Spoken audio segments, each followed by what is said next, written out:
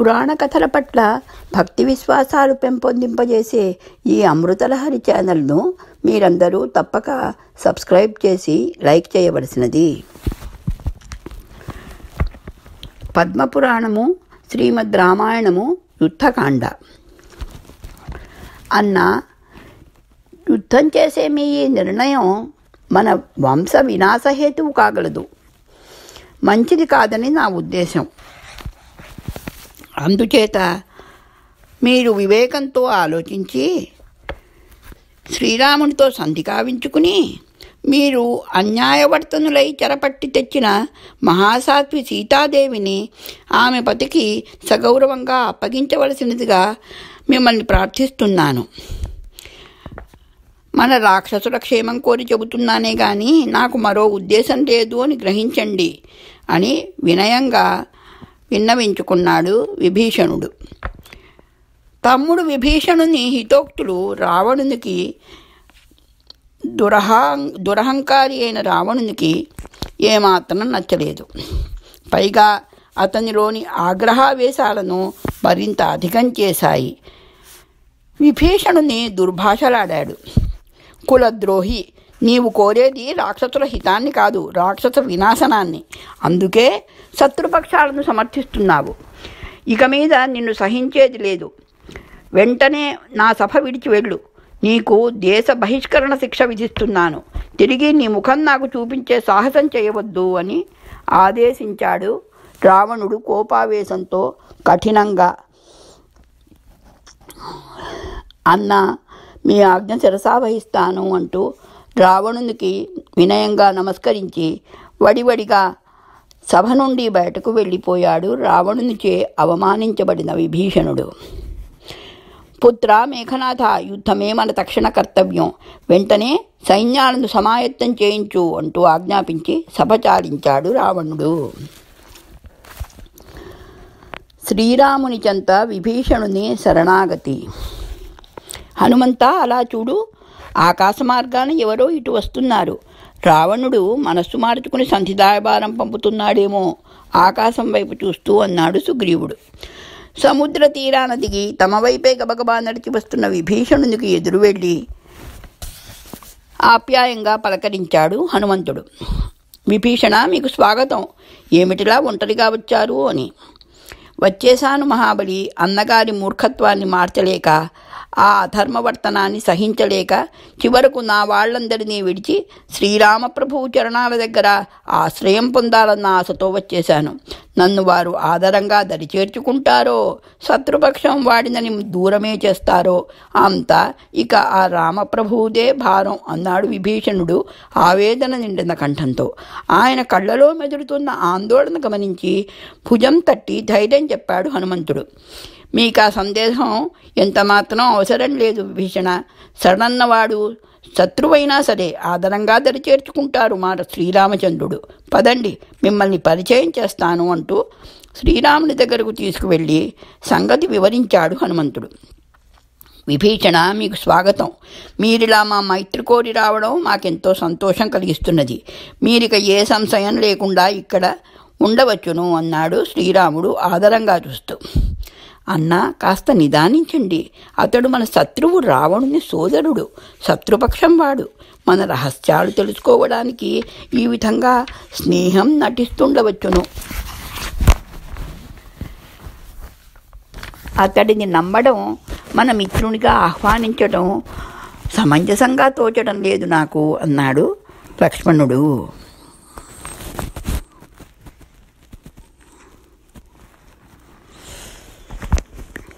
అవును రామచంద్ర, నాకు అలాగే తోస్తున్నది అన్నాడు సుగ్రీవుడు లక్ష్మణుని మాట బలపరుస్తూ. వాళ్ల మాటలకు కలవరపాటుతో చూస్తూ, రామచంద్ర, నా హృదయంలో ఏ ద్రోహచింత లేదు అని మీ వాళ్లకు నిరూపించడానికి ప్రస్తుతం నా దగ్గర ఏ ఆధారాలు లేకపోవచ్చును. కానీ సమయం వచ్చినప్పుడు నేను ధర్మపక్షం వాడిదని రుజువు చేసుకోగలను. అందుకు నాకు అవకాశం ఇప్పించండి అన్నాడు ప్రాధేయపూర్వకంగా విభీషణుడు. రుజువులతో పనిలేదు. మీపై నాకు సంపూర్ణ విశ్వాసం ఉన్నది. ఆ విషయం మా వాళ్ళు త్వరలోనే గ్రహిస్తారు. లక్ష్మణ, సముద్ర జలాలను తెప్పించు. ఇప్పుడే విభీషణుని సముద్ర జలాలతో అభిషేకించి లంకానగరానికి ప్రభువుగా పట్టాభిషిక్తుడిని కావిస్తాను. తరువాత యుద్ధానంతరం నీవతనిని సింహాసనంపై ఆసీనుడిని చేద్దువు గాని అంటూ లక్ష్మణుని వైపు చూశాడు. రాముని పలుకులు సంభ్రమానందాలు కలిగించాయి విభీషణునికి.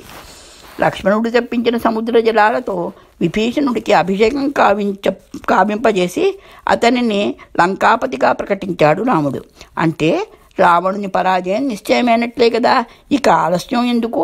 యుద్ధం ప్రకటిస్తున్నట్లు వార్త పంపుదామా రామప్రభు అని అడిగాడు సుగ్రీవుడు ఉత్సాహంగా. తొందరపడకండి, ఆఖరు ప్రయత్నంగా మరోసారి సంధి రాయబారం పంపుదాము. రావణునిలో వివేకం మేల్కొంటుందేమో, అనవసరంగా రక్తపాతం జరగడం మంచిది కాదు అంటూ అంగదుని వైపు చూశాడు రాముడు.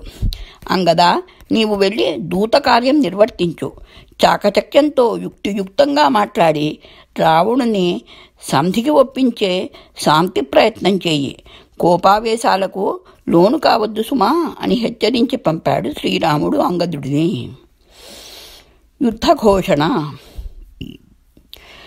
రావణుని దురహంకారం వల్ల అంగద రాయవారం విఫలమవడంతో ఇరుపక్షాలు యుద్ధానికి సన్నద్ధమవుతున్నట్లు ప్రకటించాయి. రాక్షస వీరులను యుద్ధానికి ఆయత్తం చేసి పంపాడు. రావణుని సైన్యాలు వానరసేనతో సంకుల సమరం సాగిస్తున్నాయి. ఇరుపక్షాలలో ఎందరో వీరమరణం పొందుతున్నారు. రావణుని పుత్రుడు అతికాయుడు వీరమరణం పొందాడు. గరుత్మంతుని ఆగమనం. సమరం జరుగుతుండగా మేఘనాథుడు మాయాశక్తితో అదృశ్యంగా యుద్ధభూమిలో ప్రవేశించి బాణాలు గుప్పించసాగాడు. రామలక్ష్మణుల వైపు గురిచూసి నాగాస్త్రాన్ని మంత్రించి సంధించాడు. నాగాస్త్రం సూటిగా వచ్చి రామలక్ష్మణులను బంధించి వేసింది. దానికి విరుగుడుగా అస్త్రం సంధించే అవకాశం లభించకపోవడంతో నిశ్చేష్టులై కదలిక లేకుండా వాళ్ళిద్దరూ ఉండిపోవటం చూసి వానర సైన్యంలో కలకలం చెలరేగింది భయంతో. అది చూసి వికటంగా నవ్వుకుంటూ వెళ్ళిపోయి తండ్రికి తన ఘనకార్యం తెలియజెప్పాడు మేఘనాథుడు. రావణుని ముఖం ఆనందంతో వికసించింది. ఫళిపుత్ర ఫళి, ఇక ఆ నాగాస్త్రంలో బంధితులైన వారు విముక్తి పొందడం సాధ్యం కాదు. రేపటికి వాళ్ల మరణ వార్త మనకు చేరుతుంది అన్నాడు ప్రశంసాపూర్వకంగా చూస్తూ. కానీ రావణుని ఆనందం ఎంతోసేపు నిలవలేదు. హనుమంతుడు హుటాహుటున గరుత్మంతుని ఆవాసానికి వెళ్ళి సంగతి చెప్పడంతో గరుత్మంతుడు త్వరితంగా వచ్చి నాగపాశాలను తన వాడి ముక్కుతో తునాతునకలు చేసివేయడంతో నాగపాస ముక్తులై స్వస్థులైనారు రామలక్ష్మణుడు. దివ్యాస్త్రాలను గౌరవించాలన్న ఉద్దేశంతో వారు ఆ బంధంలో చిక్కుపడి ఉండిపోయారని గ్రహించాను. ఇందులో నేను చేసిందేమీ లేదు, అంతా ఆ స్వామి కరుణ అంటూ తనకు కృతజ్ఞతలు తెలుపుతున్న సుగ్రీవుడు మొదలైన వారిని వారించి రామలక్ష్మణులకు నమస్కరించి తన ఆవాసానికి తిరిగిపోయాడు గరుత్మంతుడు. లక్ష్మణుని మూర్ఛ. నాగాస్త్రాన్ని విడిపించడానికి అంత త్వరగా గరుత్మంతుణ్ణి తీసుకువస్తాడు ఆ హనుమంతుడిని నేను ఊహించలేదు. జయం వరించినట్లే దగ్గరకు వచ్చి అంతలో దూరమైందని మీరు ఆందోళన పడకండి. ఇవాళ నిశ్చయంగా వాళ్లను వధించి వేస్తాను అంటూ తండ్రికి ధైర్యం చెప్పి బయలుదేరాడు మేఘనాథుడు మర్నాడు యుద్ధభూమికి. అదృశ్యంగా ఆకాశంలో సంచరిస్తూ బాణాలు విడిచి వానర సైన్యంలో భయభీతులు సృష్టించసాగాడు. అది చూసి ఆవేశంగా లేచి విల్లందుకున్నాడు లక్ష్మణుడు. ఇంద్రజిత్తుకు తగిన ఉజ్జి లక్ష్మణుడే అనిపించడంతో లక్ష్మణ వెళ్ళు, సావధానుడివై ఆ మాయావిని ఎదిరించు అంటూ ఆదేశించాడు శ్రీరాముడు. లక్ష్మణుడు ఉత్సాహంగా ముందుకు వెళ్ళి ఇంద్రజిత్తు ప్రయోగిస్తున్న బాణాలను తన నిశిత చరాలతో ఎదుర్కొని నిర్వీర్యం చేయసాగాడు. ఇక లాభం లేదు, ఈ అమోఘమైన శక్తి బాణంతో అతడిని యమపురికి పంపుతాను అనుకుంటూ శక్తి బాణాన్ని అభిమంత్రించి వదిలాడు ఇంద్రజిత్తు. బాణం లక్ష్మణుని స్తరాలను దాటి సూటిగా వచ్చి ఛాతీకి తగలడంతో కుప్పకూలిపోయాడు లక్ష్మణుడు.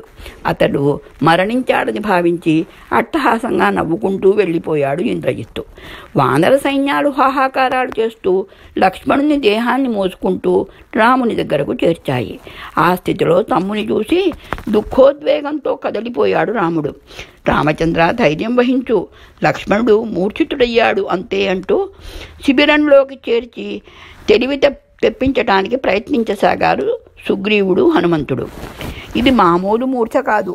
తెల్లవారే లోపల తగిన ఔషధులు ఇవ్వకపోతే ప్రాణాపాయం సంభవించవచ్చును అన్నాడు లక్ష్మణుని నాడి పరీక్షిస్తున్న వైద్యుడు సుషేణుడు. సుషేణ, నీవు వైద్యశాస్త్రం తెలిసిన వాడివి, మరి ఇక ఆలస్యం ఎందుకు? వెంటనే ఆ ఔషధిని ఇచ్చి లక్ష్మణుడిని మూర్ఛ తీరాలా చెయ్యి అన్నాడు సుగ్రీవుడు. సుషేణుడు నిస్సహాయంగా చూశాడు.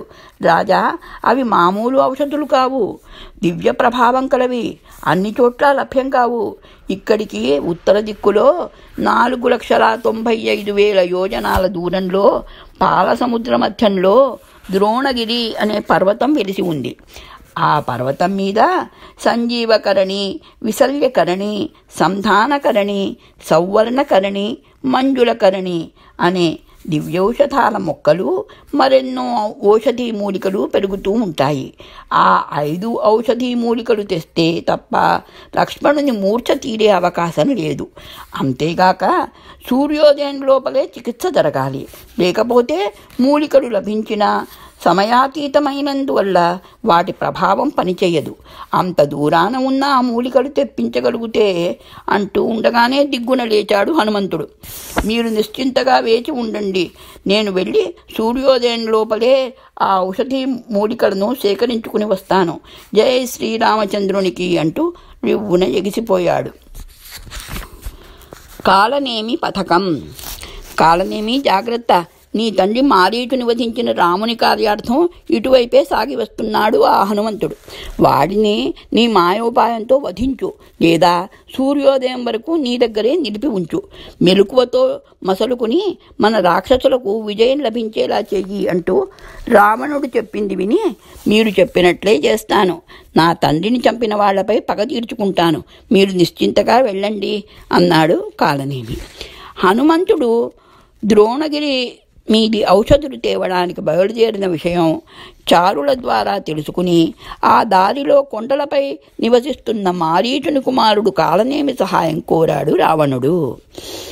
రావణునికి మాట ఇచ్చిన ప్రకారం ఒక మాయోపాయం పన్ని వృద్ధ తాపసిలా వేషం మార్చుకుని చిన్న కుటీరం ముందు కళ్ళు మూసుకుని కూర్చున్నాడు కాలనేమి.